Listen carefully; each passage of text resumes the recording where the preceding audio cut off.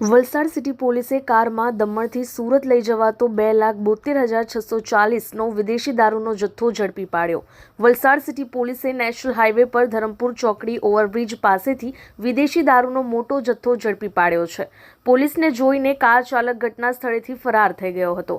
જો કે પોલીસે દારૂ ભરાવી આપનાર 2 આરોપીઓને ઝડપી પાડવામાં સફળતા મેળવી છે। વલસાડ સિટી પોલીસની ટીમ નેશનલ હાઈવે પર પેટ્રોલિંગમાં હતી। આ દરમિયાન ધરમપુર ચોકડી ઓવરબ્રિજ પાસેથી પસાર થઈ રહેલી એક ઇનોવા કાર નંબર MH04HU7083 ને પોલીસે શંકાના આધારે રોકવાનો પ્રયાસ કર્યો હતો। પોલીસને જોઈને કાર ચાલક ગભરાઈ ગયો હતો અને કારને ત્યાં જ મૂકીને તાત્કાલિક ઘટના સ્થળેથી ફરાર થઈ ગયો હતો। પોલીસે કારની તલાશી લેતા તેમાંથી વિદેશી દારૂની કુલ બોટલ નંગ 1104 જેની કિંમત ₹2,72,640 લાખનો જથ્થો મળી આવ્યો છે।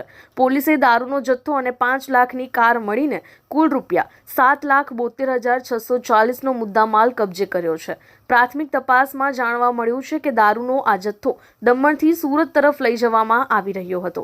કાર ચાલક ફરાર થવામાં સફળ રહ્યો હોવા છતાં પોલીસે દારૂનો જથ્થો ભરાવી આપનાર 2 મુખ્ય આરોપીઓને ઝડપી પાડ્યા છે, જેમાં રવિ ઉમેશસિંહ અને પ્રજાનંદ કેશવરાવ સવાય ને વલસાડ સિટી પોલીસે આ બંને આરોપીઓ વિરુદ્ધ કાયદેસરની કાર્યવાહી હાથ ધરી છે અને ફરાર કાર ચાલકને ઝડપી પાડવા માટે ચક્રો ગતિમાન કર્યા છે।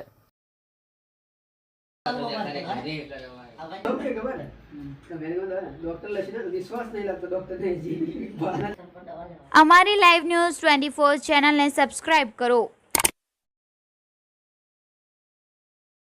બેલ આઇકોન દબાવો જેથી આવનાર ન્યૂઝ અપડેટ્સની નોટિફિકેશન આપ સુધી સૌથી પહેલા પહોંચે।